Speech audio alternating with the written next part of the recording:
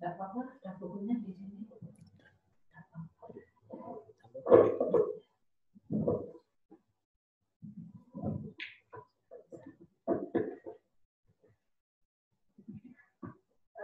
Selamat pagi anak-anakku semuanya.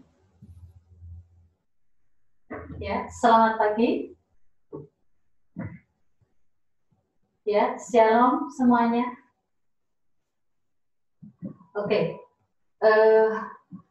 Pada kesempatan pagi hari ini kita akan bersama-sama untuk mempelajari mata pelajaran pendidikan agama Kristen yang pertemuan yang ketiga.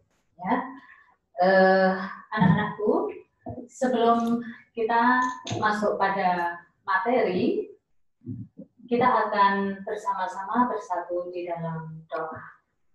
Mari kita bersama-sama bersatu di dalam doa. Mengucap syukur Tuhan atas segala berkat yang boleh kami rasakan di dalam kehidupan kami pribadi lepas pribadi sampai pada saat ini. Bapa, kami bersyukur kalau pada kesempatan pagi hari ini kami boleh bersama-sama bertemu dengan anak-anak didik kami Tuhan untuk bersama-sama belajar tentang firman.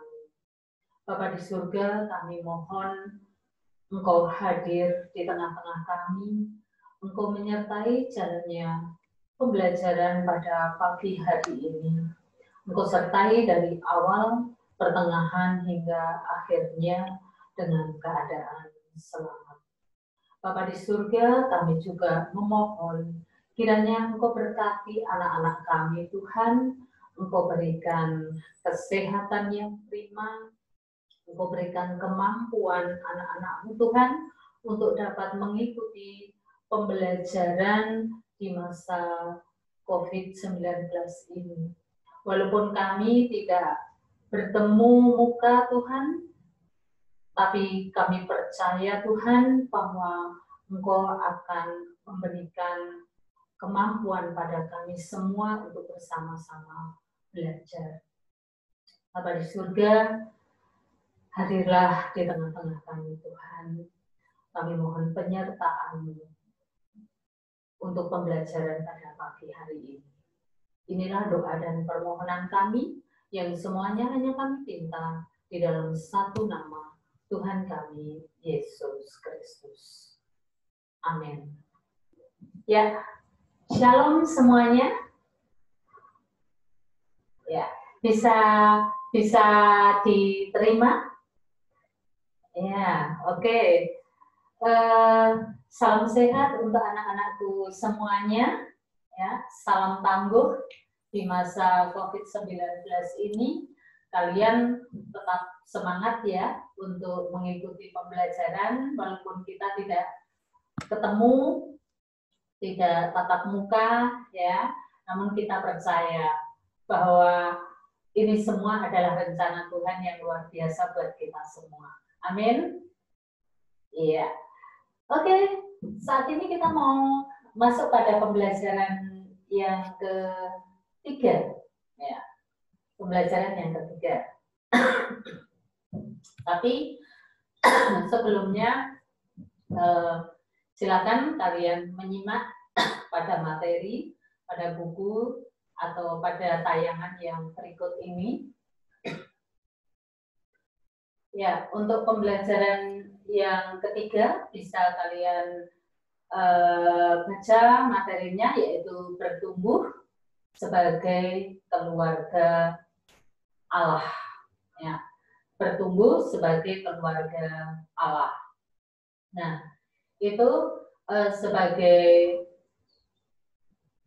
apa untuk materi atau apa namanya dasar dalam firman Tuhan yang kita pakai untuk saat ini, yaitu Yakobus 15 ayat 1 sampai 8.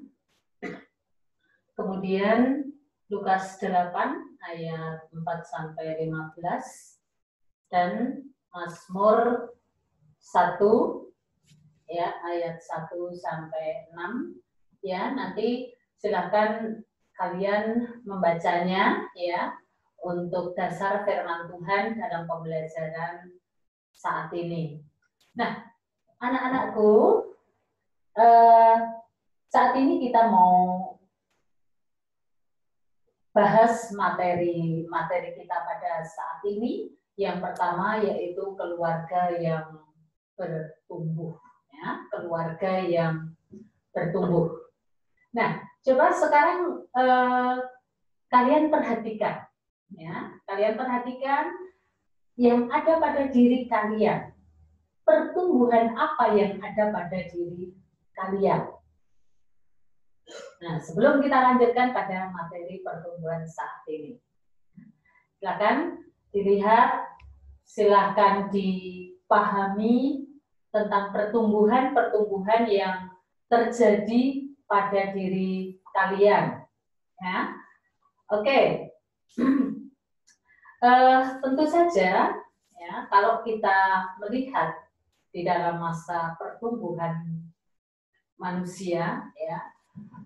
Kita tidak hanya melihat pertumbuhan secara fisik saja.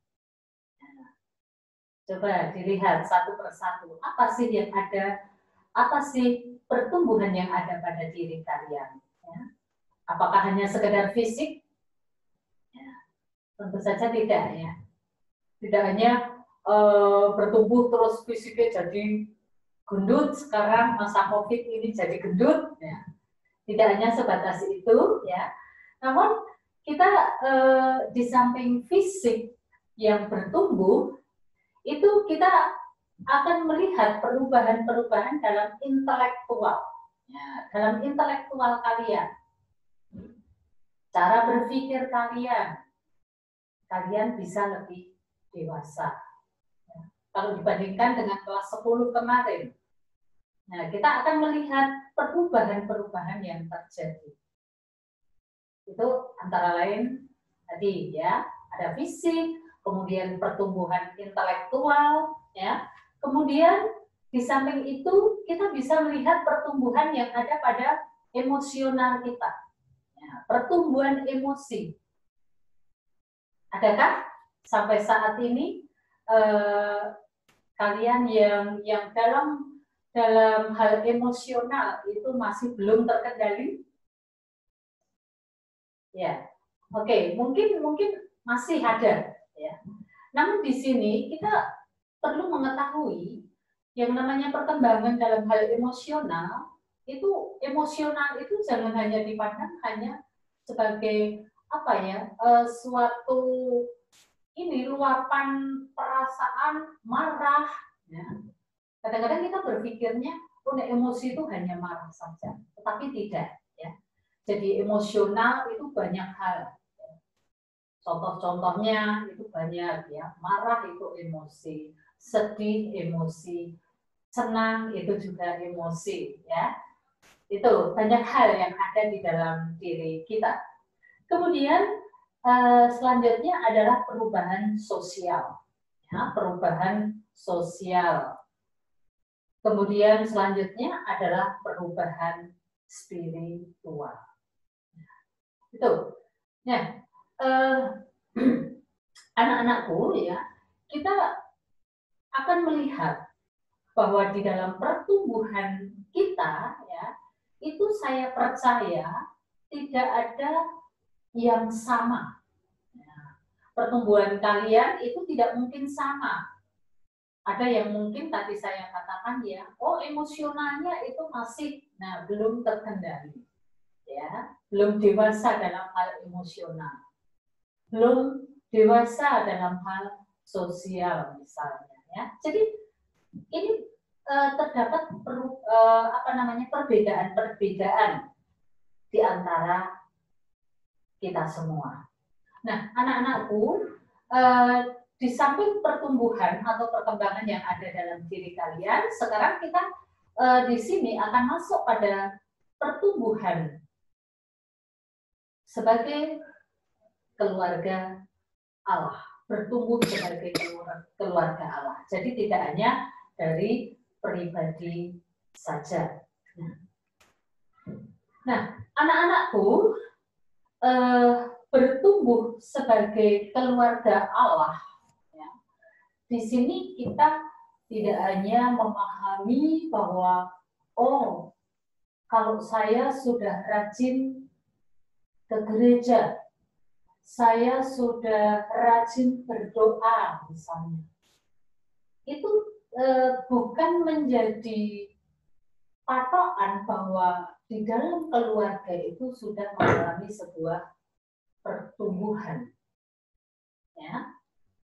Tetapi kita bisa melihat ya bahwa bertumbuh sebagai keluarga Allah di sini ya, kita bisa menciptakan ya, bagaimana di dalam sebuah keluarga itu ya, ada unsur mengasihi, ya, ada unsur mengasihi di antara masing-masing anggota keluarga. Nah, ini sebagai dasarnya. Kadang mengasihi itu memang sulit ya untuk kita lakukan. Kita berbicara tentang kasih, gampang. Namun bagaimana kita mempraktekkan kasih itu di dalam keluarga kita, itu kadang-kadang yang sulit untuk kita lakukan. Nah, sebagai contoh saja, sebagai contoh, mengasihi diri sendiri, itu kadang-kadang kita kurang bisa. Contohnya apa? Oh, kalau saya sakit, saya harus minum obat. Itu salah satu contoh mengasihi diri sendiri.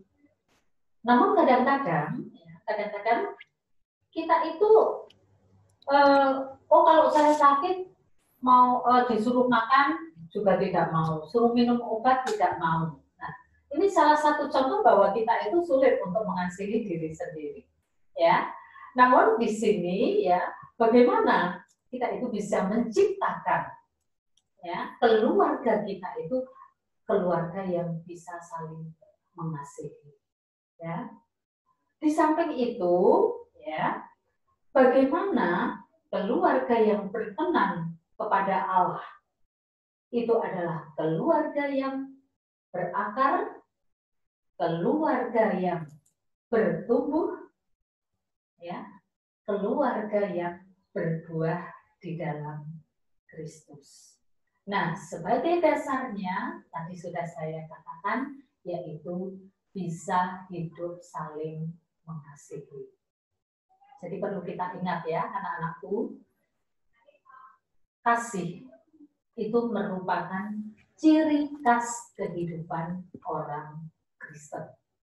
Kasih itu merupakan ciri khas kehidupan orang Kristen. Itu dengan kasih tersebut, maka nanti di dalam kehidupan keluarga kita itu akan mampu untuk bertumbuh di dalam Kristus. Nah, anak-anakku, kita akan melihat di sini ya untuk bagian selanjutnya, yaitu tentang ciri-ciri pertumbuhan keluarga Allah. Ciri-ciri pertumbuhan keluarga Allah. Tadi di depan sudah saya jelaskan ya, bagaimana keluarga itu bisa berakar, bagaimana keluarga itu bisa bertumbuh, ya. Yang ketiga, bagaimana keluarga itu bisa menghasilkan buah. Nah, kita akan bahas satu persatu. Yang pertama yaitu berakar. Nah, mungkin kalian bisa melihat ya, bisa melihat sebuah tanaman ya, sebuah tanaman. kalau di dalam tanaman itu ada akar, nah nanti tanaman itu pun juga akan bisa bertumbuh. Ya, kalau sudah bertumbuh akan juga bisa berbuah. Jadi akar itu yang menjadi kekuatan sebuah tanaman itu. Nah, berakar ya itu menunjuk pada pohon dan tanaman lain yang akarnya tertancap jauh di dalam tanah ya. Jadi kita akan melihat dari fungsi akar itu sendiri ya. Jadi fungsi akar di dalam sebuah tanaman itu nanti akan bisa memampukan tanaman itu bisa menjadi kuat, ya. Akan bisa menjadi kuat. Nah, bagaimana keluarga kita, ya, bagaimana keluarga Kristen itu bisa berakar di dalam Kristus, ya, bisa menjadi kuat di dalam Kristus. Nah, kita percaya bahwa Kristus itu adalah sumber kehidupan bagi keluarga kita. Kristus itu adalah sumber kehidupan bagi keluarga kita. Nah, bagaimana nanti kita itu bisa mampu untuk menjadikan Kristus itu sebagai kepala keluarga, ya, sebagai kepala keluarga di dalam kehidupan kita. Nah, kalau kita ya keluarga Kristen itu sudah menjadikan Kristus sebagai kepala keluarga, maka apa yang akan kita lakukan di dalam kehidupan keluarga itu pun ya pasti kita akan melakukan yang terbaik. Ya. Jadi bagi Tuhan itu yang terbaik yang akan kita lakukan. Ya. Jadi kalau kita sudah mengandalkan Kristus, Kristus sudah kita tempatkan dalam kehidupan kita sebagai kepala keluarga, maka keluarga itu nanti akan bisa menjadi kokoh. Ya, itu sebagai dasarnya, sebagai apanya tadi akarnya. Nah, keluarga yang berakar di dalam Kristus berarti menjadikan firman Tuhan itu sebagai tempat tinggal keluarga. Itu, maka dari itu ya, tolong ya anak-anakku, bagaimana kita itu bisa menyisihkan waktu. Ya, menyisihkan waktu, meluangkan waktu kita sebentar setiap hari ya kita mau baca Alkitab ya, tidak perlu kita membaca sampai satu bab, tidak perlu ya.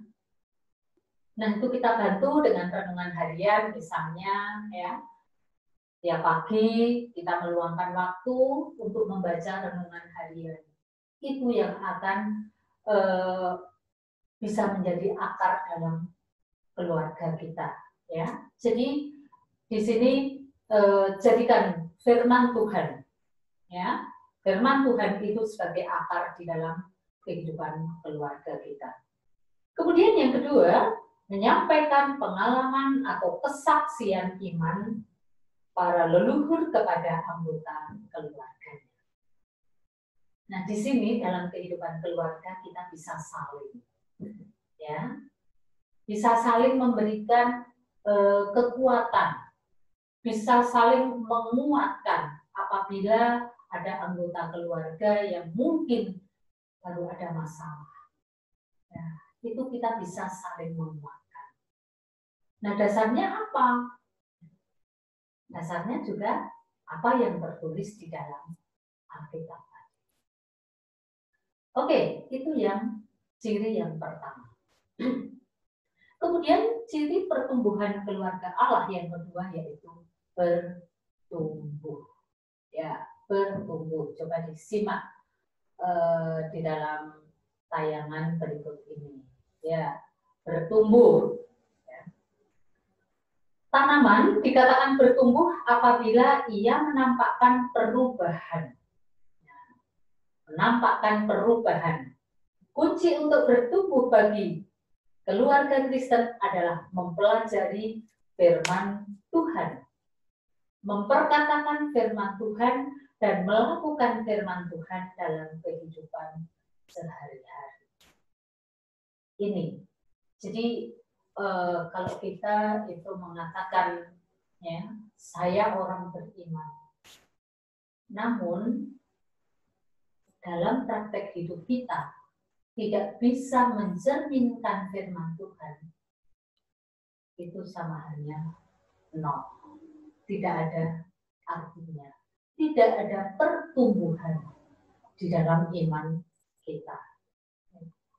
Banyak contoh ya, kita sering melihat seseorang yang mungkin ya dalam kesehariannya dia rajin berdoa, rajin membaca Alkitab. Namun di dalam kehidupan setiap hari dia sering mencelakai orang, dia saling dia gerenengi orang lain, ya, menganggap atau menilai orang lain hanya kekurangannya saja. Itu tidak ada artinya. Tidak ada artinya. Iman tanpa perbuatan pada hakikatnya adalah mati. Kita rajin berdoa, kita rajin baca Alkitab, kita rajin ke gereja. Tapi kalau kita tidak bisa mempraktekkan apa yang kita imani, sama halnya nol, tidak ada artinya. Seperti dalam firman Tuhan tadi, ya, iman tanpa perbuatan pada hakikatnya mati. Jadi iman, ya, itu harus kita praktekkan di dalam kehidupan kita setiap hari. Iman kita kepada Kristus. Kita rajin membaca Alkitab. Kita tahu isi dari Alkitab. Tapi kalau kita tidak bisa mempraktekkan isi Alkitab atau firman Tuhan tersebut, itu tidak ada artinya. Tidak ada pertumbuhan di dalam diri kita. Ya, di sini kita mau melihat beberapa aspek pertumbuhan dalam keluarga. Aspek pertumbuhan dalam keluarga. Yang pertama yaitu keluarga sebagai tempat bernaung kudus. Artinya keluarga memberi perlindungan terhadap nilai-nilai yang merusak budaya keluarga. Ya. Memberi perlindungan terhadap nilai-nilai yang merusak budaya keluarga. Jadi bagaimana ya kita di dalam sebuah keluarga itu kita bisa menanamkan nilai-nilai Kristiani. Ya. Saya percaya anak-anakku di dalam keluarga masing-masing pasti diajari oleh orang tua, ya, itu hal-hal yang baik. Bagaimana bisa hidup saling mengasihi, bagaimana bisa hidup saling membantu, saling menghargai orang lain, ya. Kemudian bagaimana mengucapkan terima kasih, ya. Jadi nilai-nilai kebaikan itu saya percaya di dalam keluarga kalian masing-masing itu pasti diajarkan. Nah, apa yang sudah diajarkan oleh orang tua kalian, itu yang harus kalian bisa mempraktekkan dalam kehidupan bersama dengan orang lain. Itu. Kemudian yang kedua, keluarga yang menyambut kehadiran Allah dalam kehidupan sehari-hari. Misalnya ya di dalam rumah ya itu kalian bisa memasang simbol-simbol Kristiani. Ya, simbol-simbol Kristiani itu kalian sudah tahu ya, antara lain ada salib, ya. Mungkin ada gambar-gambar Tuhan Yesus dalam perjamuan kudus misalnya, ya.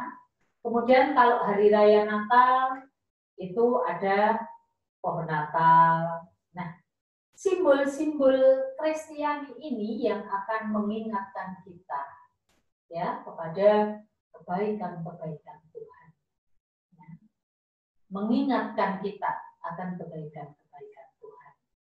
Ya. Kemudian yang ketiga, keluarga yang mencari tuntunan Allah yang dilakukan dalam berbagai pertemuan dan kebaktian keluarga. Coba dalam masa pandemi ini, adakah di antara kalian ya di dalam keluarga yang mengadakan kebaktian keluarga? Ya, mungkin ada beberapa ya. Kalau dalam ibadah kita selama ini memakai ibadah live streaming. Ya. Itu yang nanti ya yang bisa kita kita pahami di dalam ibadah tersebut. Itu tolong kalian menyediakan waktu misalnya pas hari Minggu ya untuk mengikuti ibadah live streaming. Kemudian dalam keluarga monggo ya kalian adakan ibadah keluarga ya, ada renungan bersama ya. Jadi bagaimana nanti dengan adanya ibadah keluarga ya, di situ nanti kita akan bisa bertemu, bisa saling curhat ya. Karena kadang-kadang anak itu malu mau ngomong dengan orang tua kalau saya ada masalah, mau ini matur sama orang tua, was saya masalah dengan pacar saya misalnya. Lah di dalam ibadah keluarga itu waktunya kalian untuk bisa bersama-sama dengan keluarga ya, itu memecahkan masalah di dalam keluarga itu sendiri. Nah, kemudian yang keempat, keluarga yang menopang kehidupan religius atau rohani masing-masing anggota keluarga. Ya, ini dalam kehidupan rohani, ayo kita saling mengingatkan. Nah, kebetulan ada ibadah live streaming, ya. Adiknya belum bangun, yuk kita bangunkan. Ayo Dek, ikut ibadah live streaming. Ya, itu. Ya, jadi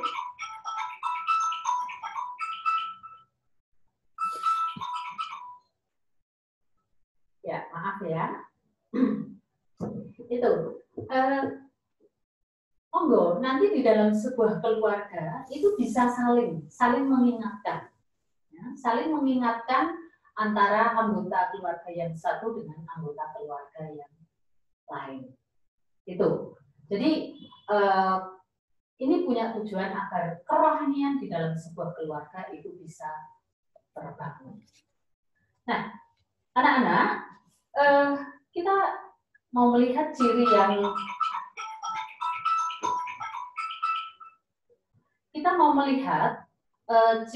yang ketiga, yaitu berbuah. Ya, berbuah. Seperti pohon yang menghasilkan buah, kehidupan keluarga kita pun harus menghasilkan buah. Kalau kita sudah berakar dan berbuah dan bertumbuh sebagai keluarga Allah, ya. Jadi kalau sudah ada akar, ya, sudah ada akar yang kuat, kemudian bisa bertumbuh. Nah, setelah itu bagaimana keluarga itu bisa menghasilkan buah, ya, bisa menghasilkan buah. Nah, buah yang dikehendaki oleh Allah yang diharapkan di dalam sebuah keluarga, yaitu bagaimana keluarga itu melakukan kehendak Allah, sehingga keluarga menjadi kesaksian bagi sesama di dunia ini. Nah, buah-buah yang dihasilkan itu antara lain adalah pencerminan kasih Allah dalam kehidupan sebagai perwujudan nyata realisasi keluarga Allah.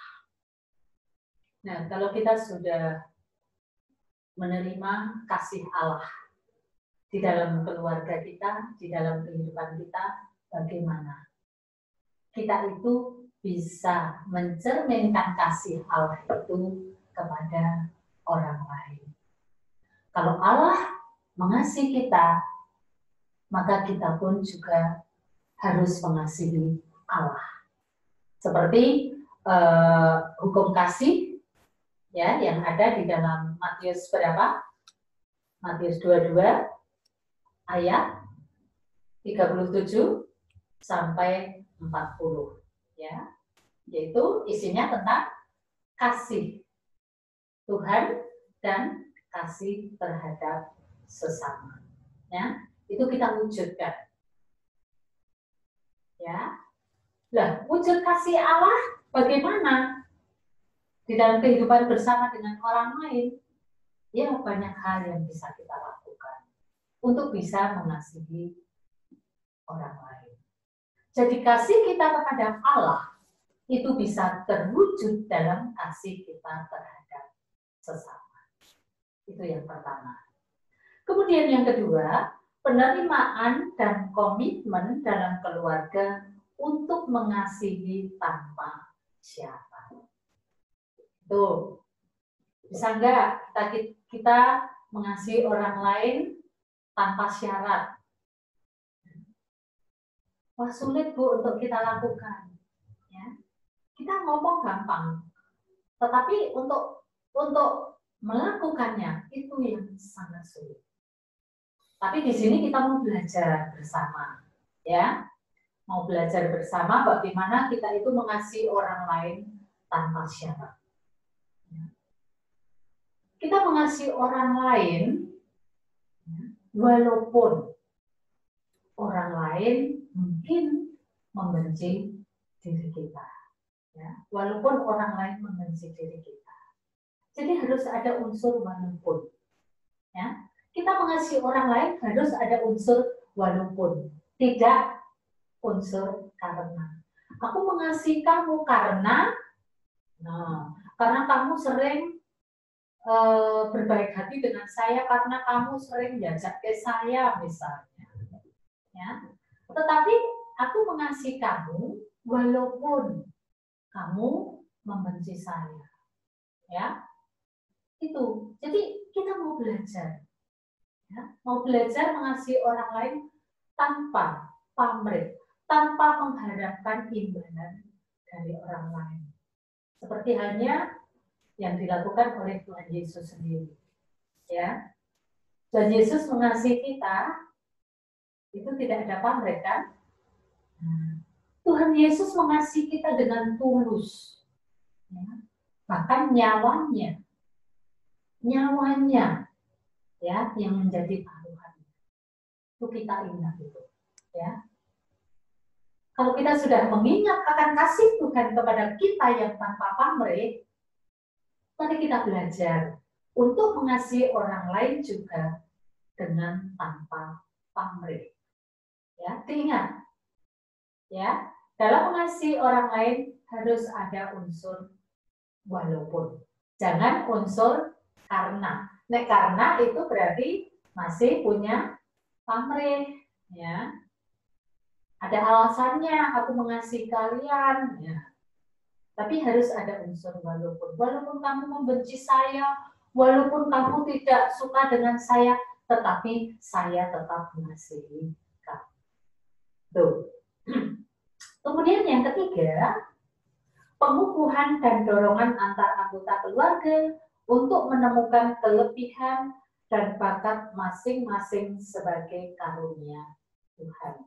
Nah ini di dalam sebuah keluarga ini, ya bagaimana kita itu bisa menerima baik itu kelebihan maupun kekurangan yang ada pada anggota keluarga kita. Ya, jadi saya percaya tidak ada satu manusia pun yang sempurna.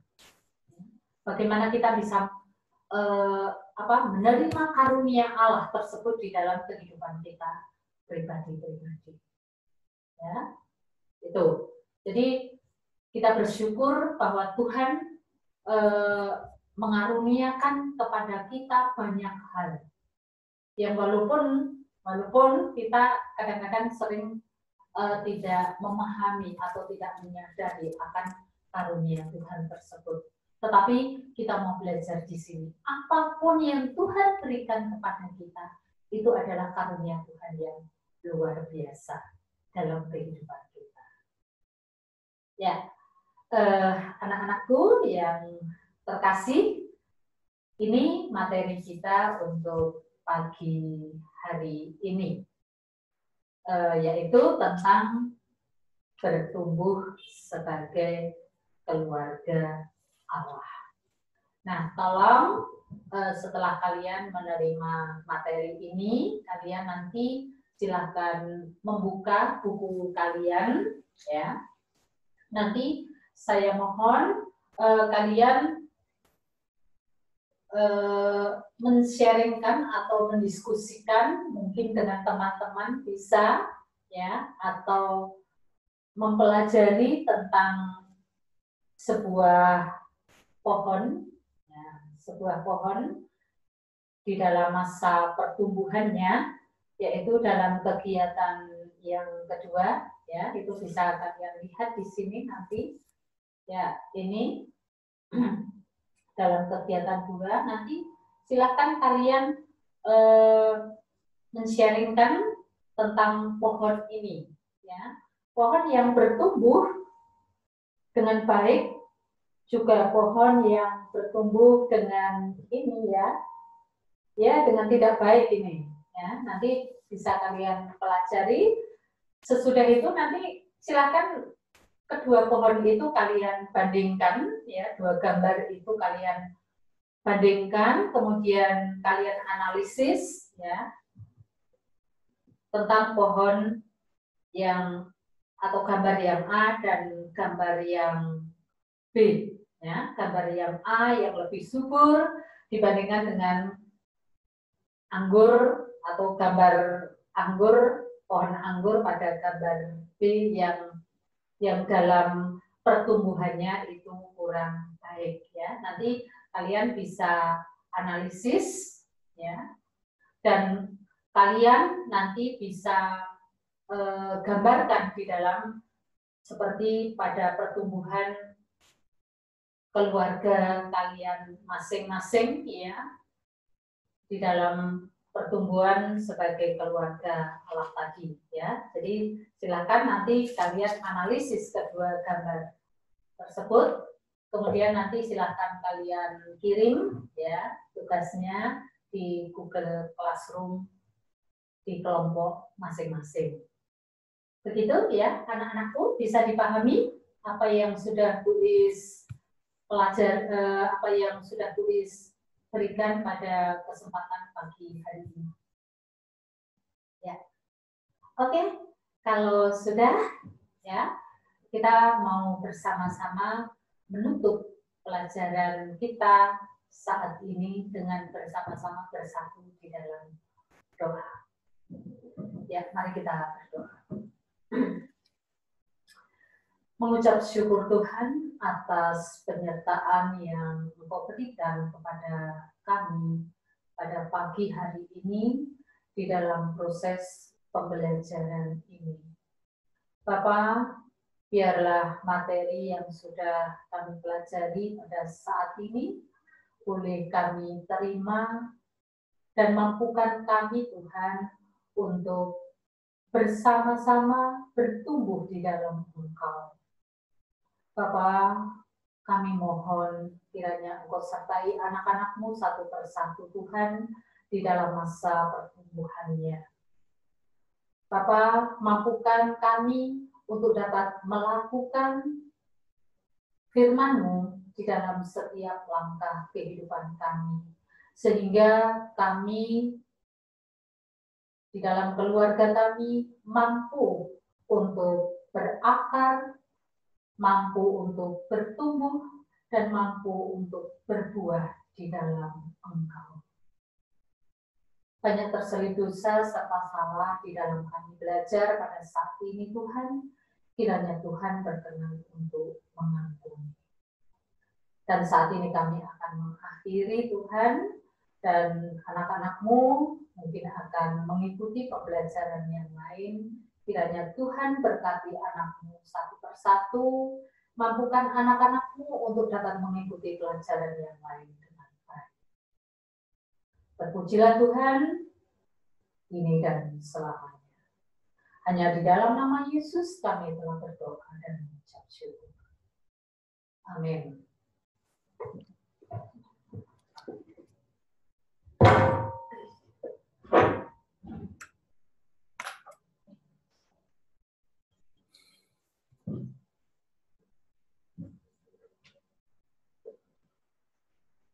Ini Mas.